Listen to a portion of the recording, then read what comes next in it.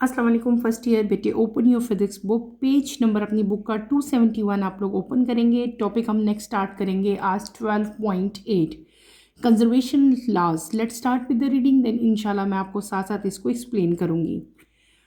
All nuclear processes such as nuclear reactions and nuclear decays obey conservation laws such as conservation of energy, momentum and charge. It includes the nucleon number and the charge number, baryon number, lepton number.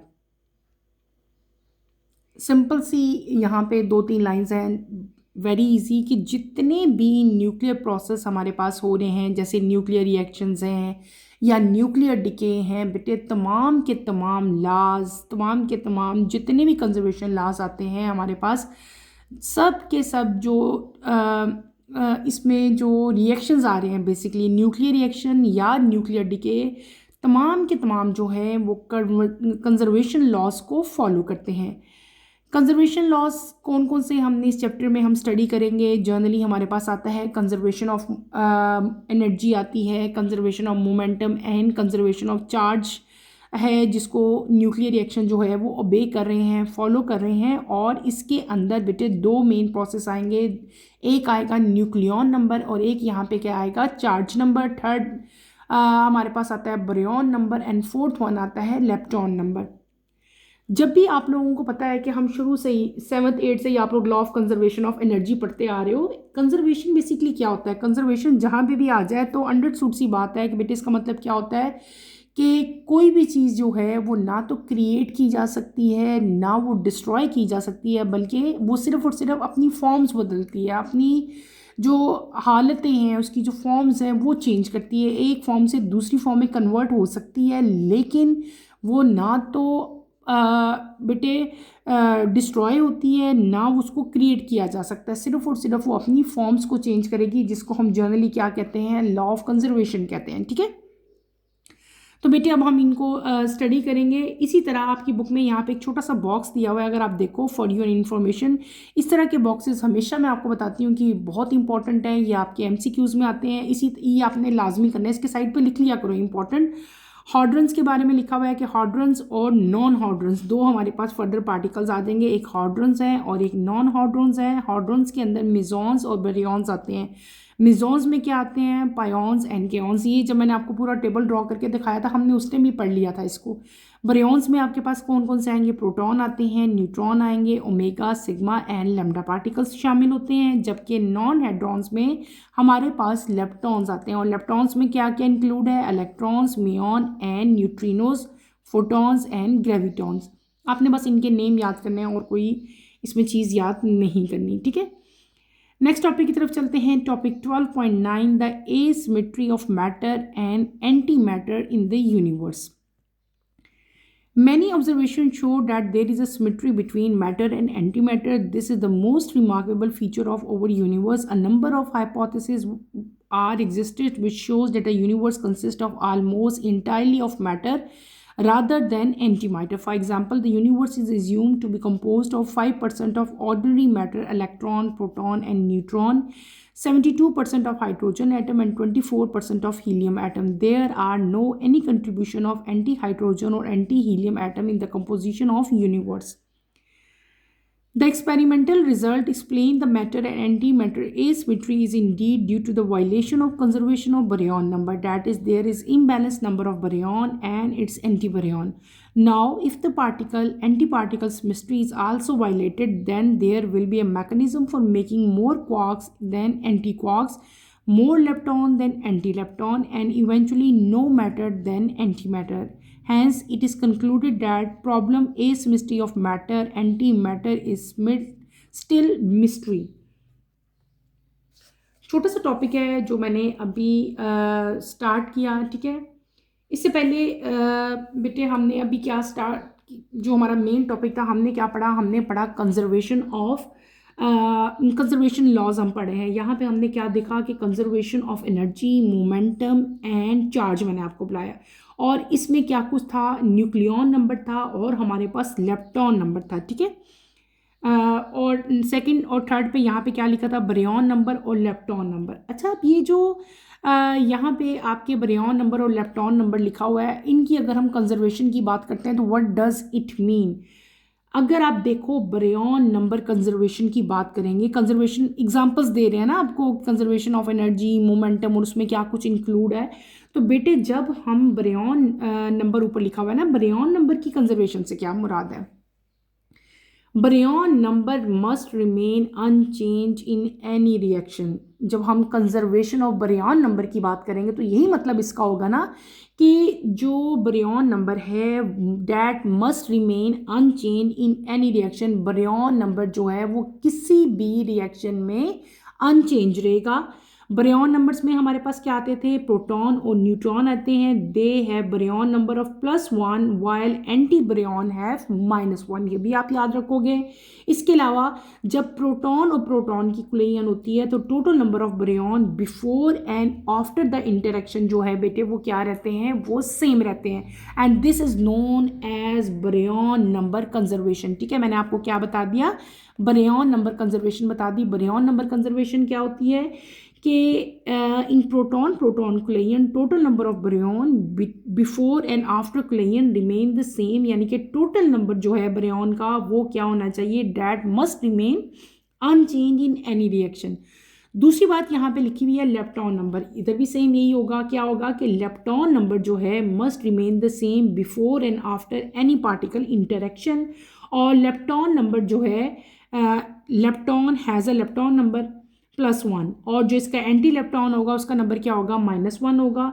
और जब भी आपने अभी हमने पढ़ा था beta decay, जब भी बीटा डिके होती है तो इलेक्ट्रॉन जो है इलेक्ट्रॉन अमिट होता है, आपको पता है, along with electron anti neutrino, यानी कि टोटल नंबर जो लेप्टॉन का है वो क्या रहता है, वो कंजर्व रहता है, वो चेंज नहीं होता। ठीक है, ये आपने मेन पॉइंट्स यहाँ पे याद रखने हैं।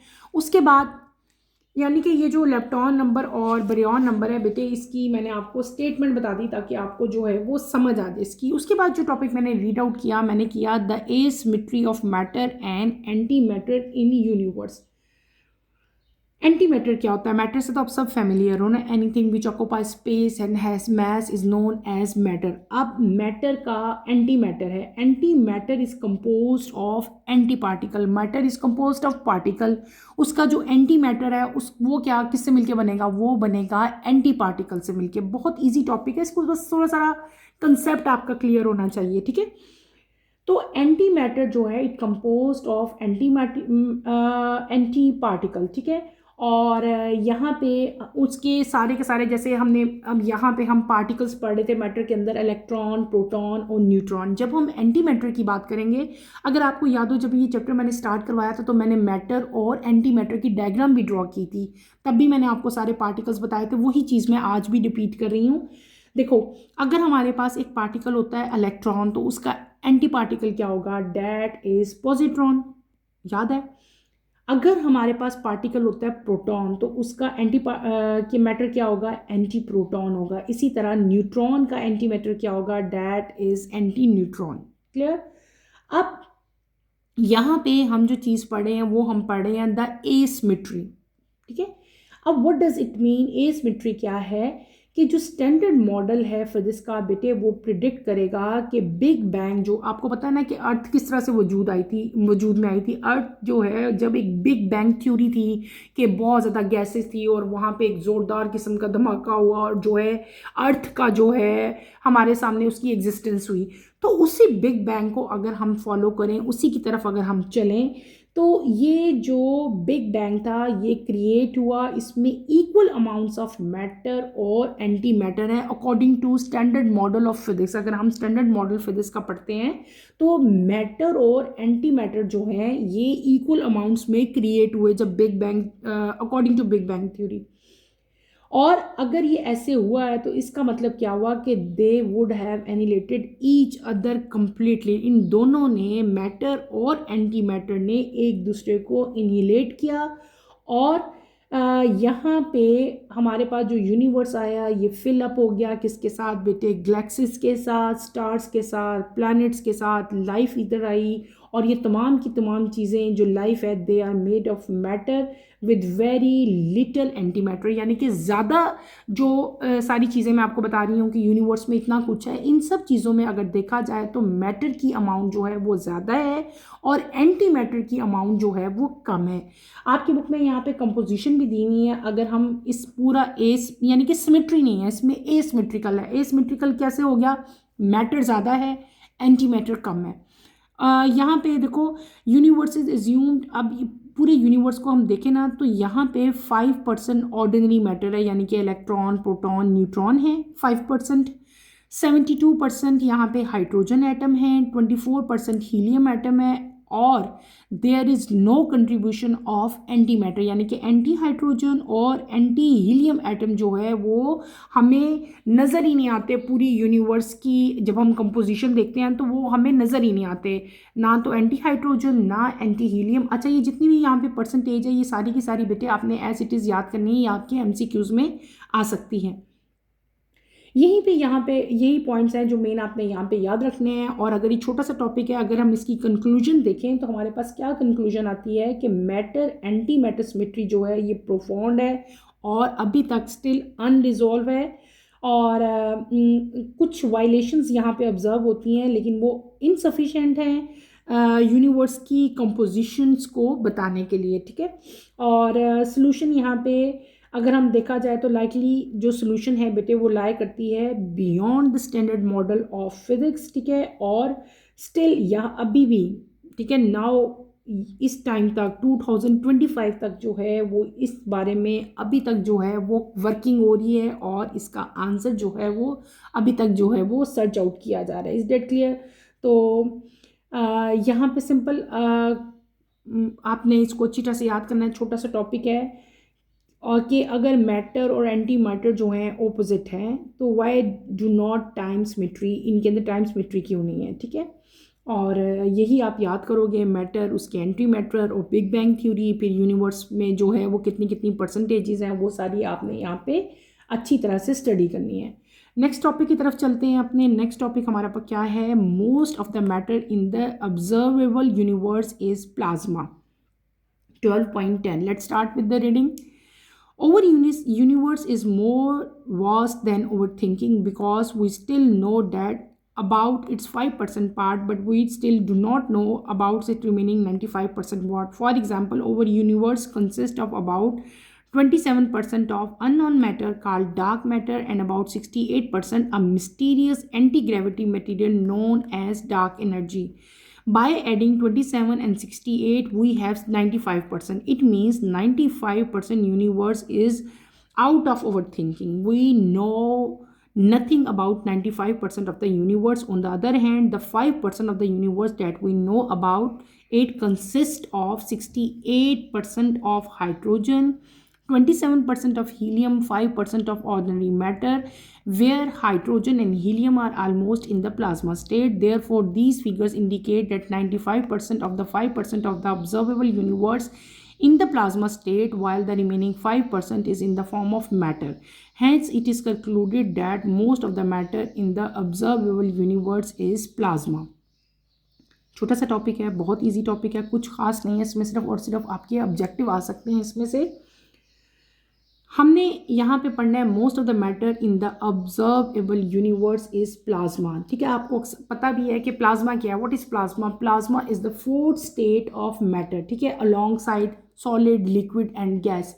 यानी कि अभी तक आप पढ़ रहे थे कि सॉलिड, लिक्विड और गैस मैटर की तीन जो हैं वो हमारे पास स्टेट आती हैं, लेकिन क्या हुआ कि अब आपके पास मैटर की फोर्थ स्टेट भी है, that is known as plasma. Plasma क्या है कि ये it form when a gas is energised to the point, जब इलेक्ट्रॉन जो हैं वो स्ट्रिप अवे करते हैं एटम के अंदर से, तो वो एक सूप लाइक एक सूप बना देते हैं जिसमें हमारे पास फ्री इलेक्ट्रॉन और बेटे प्रोटॉन होते हैं, ठीक है, पॉजिटिव आइंस प्रेजेंट होते हैं। तो वो क्या चीज़ क्रिएट कर लेते हैं? वो क्रिएट कर लेते हैं प्लाज्मा।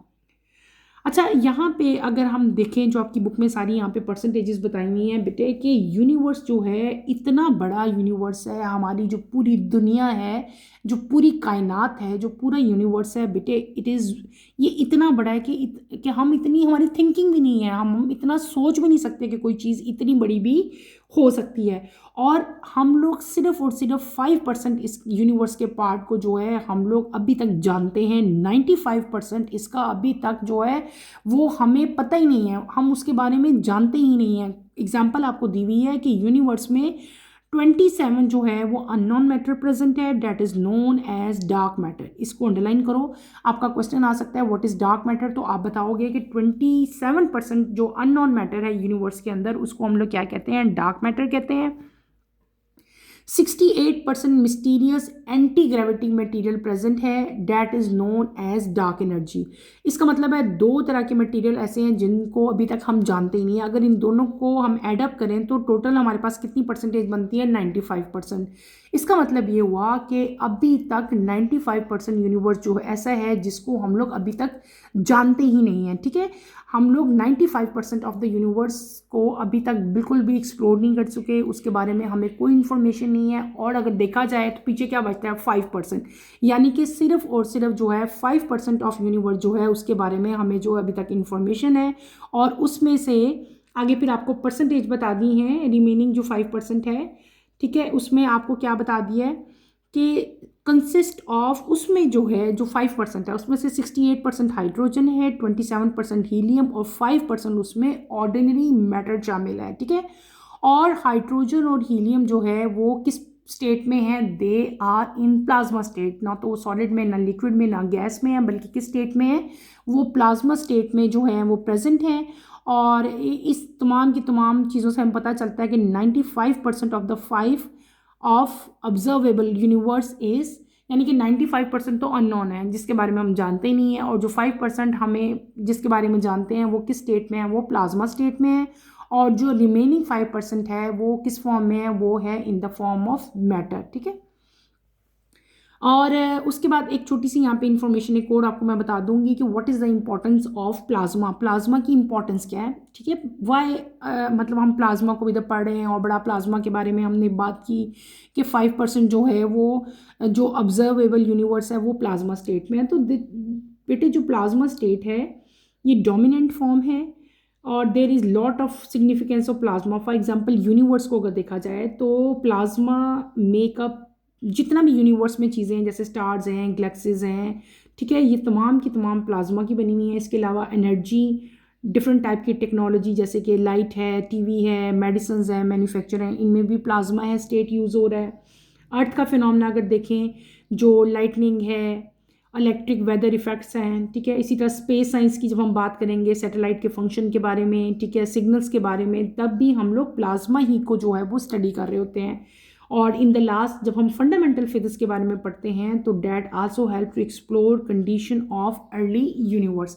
यानी कि ये सारा कुछ जितनी मैंने भी पॉइंट्स गिने हैं, ये बेसिकली सारे के सारे हम यहाँ पे क्या स्टडी कर रहे हैं, और ये किस स्टेट में है, ये प्लाज्मा स्टेट में सारा का सारा कुछ हमारे पास प्रेजेंट है। क्लियर हो गया। नेक्स्ट टॉपिक की तरफ चलते हैं बेटे। ये छोटे छोटे टॉपिक हैं, आपकी बिल्कुल चैप्टर का एंड है, और ये इजी से टॉपिक है, आपने इनको अच्छी तरह स्टडी करना है। इसमें लॉन्ग क्वेश्चन नहीं आता, शॉर्ट क्वेश्चन आंसर्स आएंगे या इसमें MCQs आएंगे। नेक्स्ट टॉपिक हमारे पास आता है 12.11, the theories about the forces between the masses of particles. To explain the interaction between the mass of the particle through different mediators we have following two theories, the quantum field theory and the string theory. Number 2, the quantum field theory. ये first theory है, यहाँ पे 2 लिखा हुआ है। Quantum field theory को QFT भी कहते हैं, इसकी एब्रीवेशन है QFT। Q mean quantum, F mean field and T mean theory. तो अगर कभी आपने किसी जगह पे लिखा देखा ना QFT, तो आपने कंफ्यूज नहीं होना, उसका मतलब क्या होगा, quantum field theory.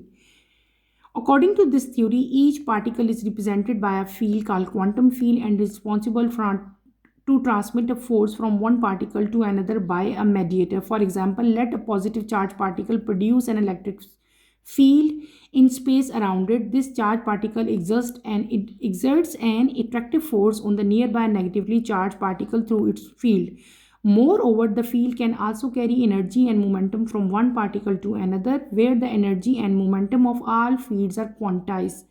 The quanta that exchange momentum and energy from one type to of particle to another is in their field are called field particles.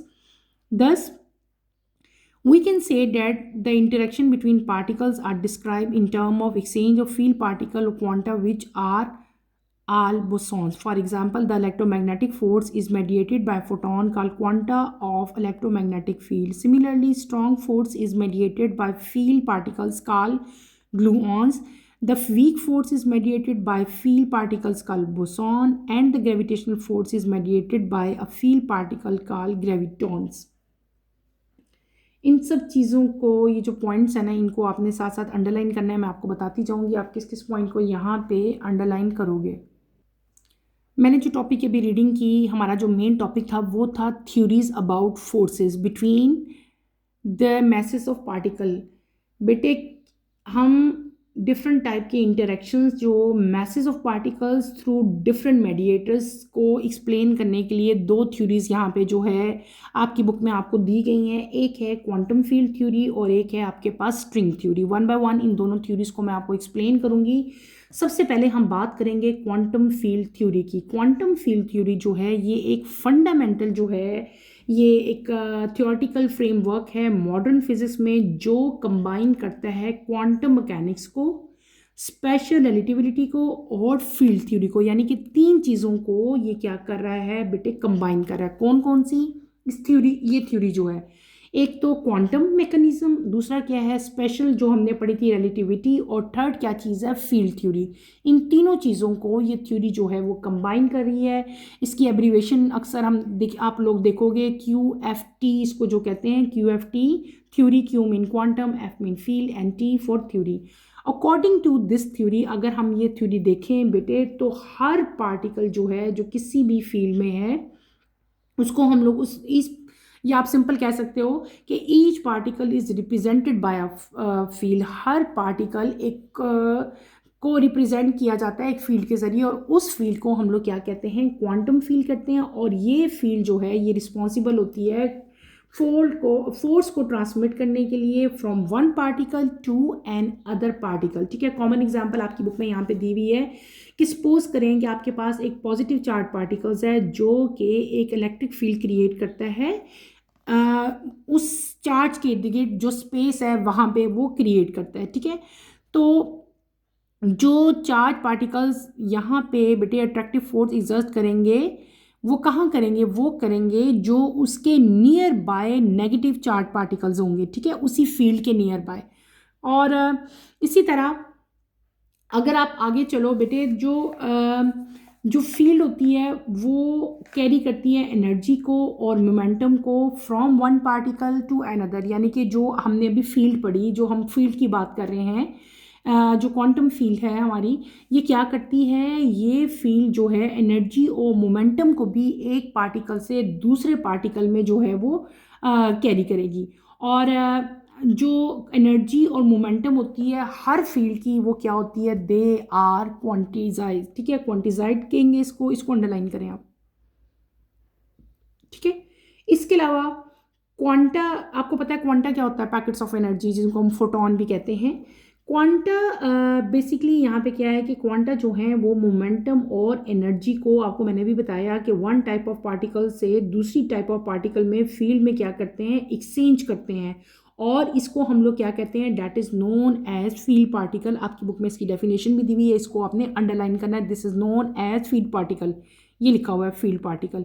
The quanta that exchange, वो quanta जो exchange करते हैं momentum और energy एक type की particle से दूसरी type में इन देयर फील्ड, अपनी ही फील्ड की दूसरी जो टाइप है उसमें, उसको हम लोग क्या कहते हैं, फील्ड पार्टिकल्स कहते हैं। इसको अंडरलाइन करो आप लोग।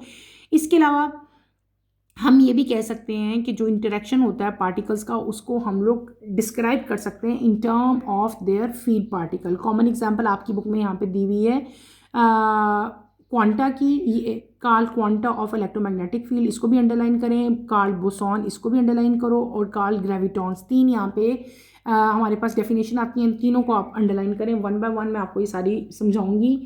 पहले हमारे पास जो यहाँ पे डेफिनेशन है, इस जगह पे जो आपने यहाँ पे डेफिनेशंस ही आती हैं पेपर में, शॉर्ट क्वेश्चन आंसर आएंगे। पहला आपका है field particle. What is field particle? तो आप बताओगे वो क्वांटा जो मोमेंटम और एनर्जी को एक्सचेंज करेंगे एक टाइप के पार्टिकल से दूसरे पार्टिकल में इन देयर ओन फील्ड, उसको हम लोग क्या कहेंगे? फील्ड पार्टिकल कहेंगे। दूसरी चीज़ जो आपने यहाँ पे याद करनी है कि इलेक्ट्रोमैग्नेटिक फोर्स जो है that is mediated bye photons, ठीक है। और उन फोटॉन्स को हम लोग क्या कहते हैं? They are known as quanta of electromagnetic field, ठीक है। इसी तरह दूसरी चीज़ मैंने आपको क्या बताई थी कि जो स्ट्रॉन्ग न्यूक्लियर फोर्स होती है बेटे, वो भी फील्ड पार्टिकल से मेडिएट हो रही होती है, और उन फील्ड पार्टिकल्स को हम लोग क्या कहते हैं? They are known as gluons, ठीक है। हमने सारी फोर्सेस डिटेल से पढ़ी थी। तो यहाँ पे जो स्ट्रॉन्ग न्यूक्लियर फोर्स है वो भी मेडिएट हो रही होती है बाय फील्ड पार्टिकल, और वो वाले पार्टिकल्स को हम लोग क्या कहते हैं? They are known as gluon. और जो वीक फोर्स है वो भी मेडिएट होती है। यहाँ पे क्या है? स्ट्रॉन्ग के बारे में जिक्र है, वो किस से मेडिएट हो रही है बेटे? कौन से पार्टिकल यहाँ पे हैं? ग्लूऑन्स। इसी तरह अगर ये स्ट्रॉन्ग ना हो, ये वीक फोर्स हो, तो वीक फोर्स भी जो है वो भी फील्ड पार्टिकल से ही उसको भी हम मेडिएट करते हैं, दैट इज नोन एज, वो वाले फील्ड पार्टिकल्स को हम लोग क्या कहते हैं? बोसॉन कहते हैं। उसके बाद थर्ड फोर्स का यहाँ पे जिक्र है ग्रेविटेशनल फोर्स। तो ग्रेविटेशनल फोर्स जिन फील्ड पार्टिकल से मेडिएटेड होती है उसको हम लोग क्या कहते हैं? That is known as graviton. तीन तरह के पार्टिकल्स आपने यहाँ पे देख लिए, ग्रेविटॉन, एक आपके पास बोसॉन और एक आपके पास ग्लूऑन्स होते हैं। और ये तीनों पार्टिकल्स अच्छी तरह डिटेल से हम लास्ट लेक्चर्स में पढ़ चुके हैं, ठीक है। यहाँ पे आप इनको अंडरलाइन करो। इधर आपको ये पता चल गया कि कौन सी फोर्स जो है वो किस टाइप के पार्टिकल से जो है वो मेडिएट होती है, ठीक है। तो इनको आपने अंडरलाइन करना है और इनको अच्छी तरह से आपने स्टडी करना है। इसमें 2-3 डेफिनेशंस हैं, बस वही आप याद करोगे और आपने कुछ याद नहीं करना। इसी के नीचे यहाँ पे सेकंड थ्योरी आपको दी हुई है, string theory is an advance concept in theoretical physics proposing that the fundamental particle of the universe instead of being point like are actually tiny vibrating thing. These strings can be open or closed loops and their vibration determine the properties of particles including mass and force. String theory framework offering a potential theory of everything still remain unproved experimentally.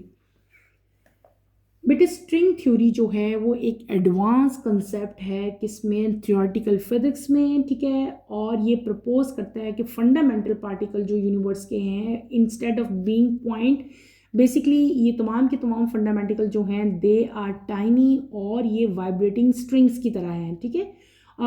ये string जो हैं ये open भी हो सकते हैं और ये स्ट्रिंग जो हैं ये क्लोज लूप की फॉर्म में भी हो सकते हैं, ठीक है।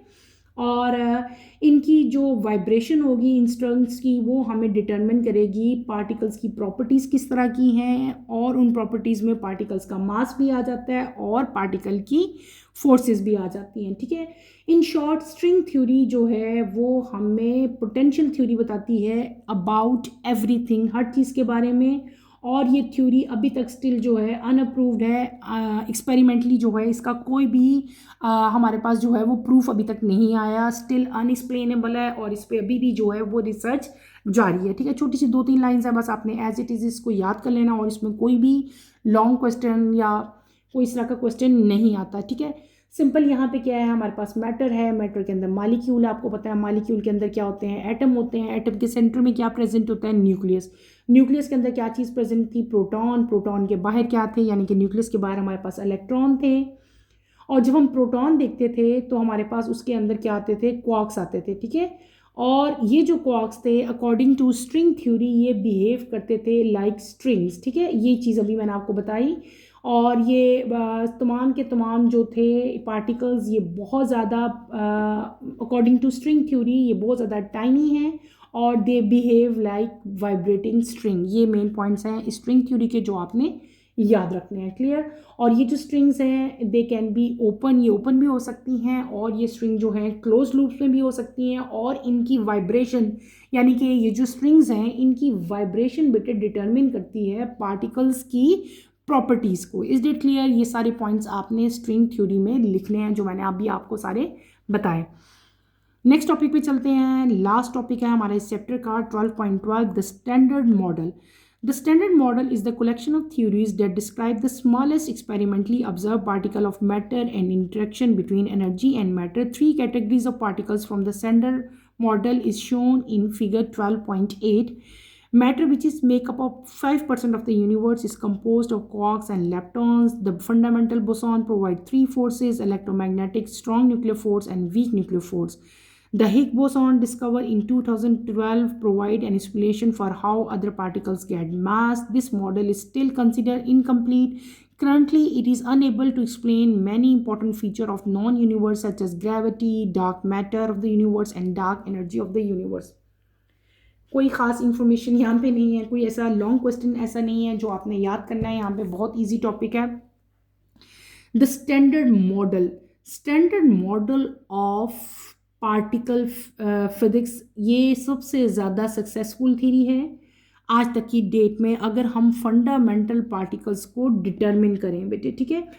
और ये हमें एक्सप्लेन करती है कि मैटर जो है वो किस तरह से बना है। ये थ्योरी जो स्टैंडर्ड मॉडल है ये हमें क्या एक्सप्लेन करता है कि मैटर जो है वो किस तरह से बिल्ट हुआ, फंडामेंटल फोर्सेस जो है वो किस तरह से क्वांटम लेवल पे ऑपरेट कर रही हैं। स्टैंडर्ड मॉडल जो हम पढ़े हैं ना, स्टैंडर्ड मॉडल, वो हमें ये चीज़ बताता है, ठीक है।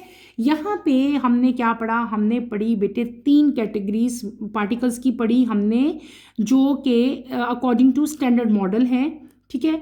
आपकी बुक में यहाँ पे हमारे पास सारी वो लिखी हुई हैं। फर्मियंस हैं, लेप्टॉन्स एंड एंटी लेप्टॉन्स आ गए आपके पास, और ये आपके पास क्या आ गए हैं, बोसॉन आ गए। मैटर आपको पता है कि सिर्फ और सिर्फ 5% यूनिवर्स का बनाता है, और ये मैटर जो है composed of quarks and leptons. Fundamental boson जो हैं, हमने बोसॉन अच्छी तरह से पढ़ लिए, लेप्टॉन्स पढ़ लिए, क्वार्क्स पढ़ लिए। तो यहाँ पे आपको बेसिकली क्या बता दिया है कि यूनिवर्स जो है it composed of quarks, leptons and boson. Fundamental boson जो हैं they provide 3 type of forces. कौन कौन सी फोर्सेस हैं? इलेक्ट्रोमैग्नेटिज्म है, स्ट्रॉन्ग न्यूक्लियर फोर्स है, और हमारे पास क्या आती है, वीक न्यूक्लियर फोर्स आती है, ठीक है। और इसके अलावा हिग्स बोसॉन जो हैं वो कब डिस्कवर हुए बेटे, वो डिस्कवर हुए थे 2012 में, और ये हमें एक एक्सप्लेनेशन प्रोवाइड करते हैं, इंफॉर्मेशन प्रोवाइड करते हैं कि हाउ अदर पार्टिकल्स गेट मास, के दूसरे पार्टिकल्स को किस तरह से जो है वो मास मिला। ये सारा हम डिटेल से पढ़ा है लास्ट लेक्चर में, मैंने आपको बताया था। और ये मॉडल जो है ये अभी तक स्टिल नाउ डेज, यहाँ आज की डेट तक जो है ये इनकम्प्लीट मॉडल है, क्योंकि इसमें बहुत सारी इंपॉर्टेंट फीचर जो यूनिवर्स के हैं उनको एक्सप्लेन नहीं किया गया, जैसे कि ग्रेविटी है, डार्क मैटर है और डार्क एनर्जी है। ये अभी स्टिल जो हैं ये अनएक्सप्लेनेबल हैं, ठीक है। और इसका मतलब क्या हुआ कि there are some limitations of standard model, यानी कि स्टैंडर्ड मॉडल की जो हैं कुछ लिमिटेशंस हैं। आपका ये शॉर्ट क्वेश्चन भी आ सकता है, what are the limitation of standard model. तो कुछ पॉइंट्स में मैं इसकी लिमिटेशन आपको बताऊंगी। पहली लिमिटेशन क्या है, it does not include gravity, इसके अंदर ग्रेविटी का जिक्र ही नहीं है।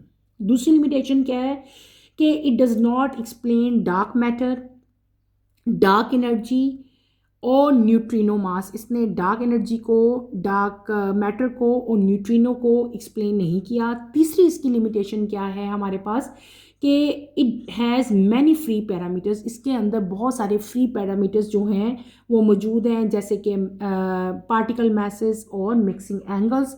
और फोर्थ लिमिटेशन इसकी क्या है कि it does not account for matter anti matter asymmetry in the universe, यानी कि यूनिवर्स के अंदर जो मैटर और एंटी मैटर की जो सिमेट्री है, एसिमेट्री, उसको भी इसने जो है वो अच्छी तरह से एक्सप्लेन नहीं किया। इट डज़ नॉट अकाउंट, ठीक है, आप ये यहाँ पे राइट करेंगे।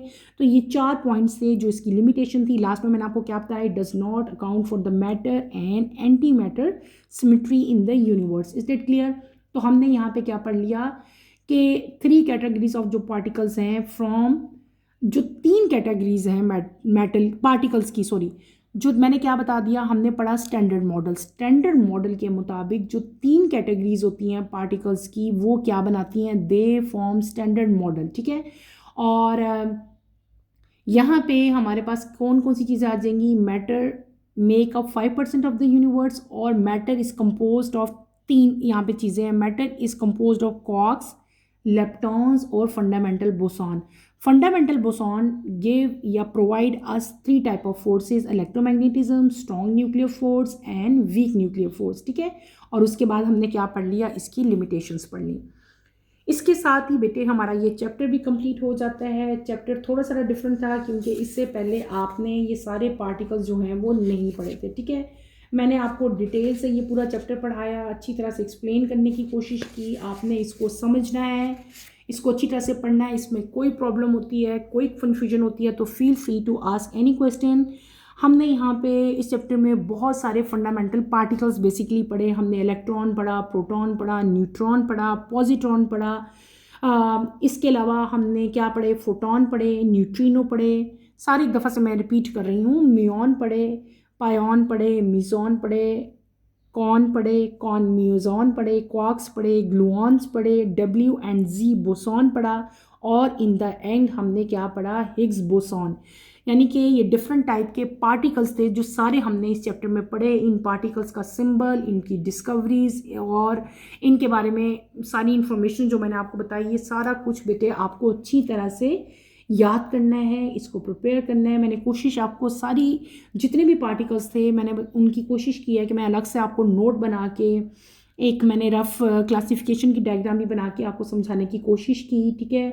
और हार्ड्रॉन्स और लेप्टॉन्स की कंपोजिशन, उनके इंटरेक्शन, उनके मास, स्टेबिलिटी के बारे में भी सारा मैंने आपको डिटेल जो है वो नोट लिखवाया, ठीक है।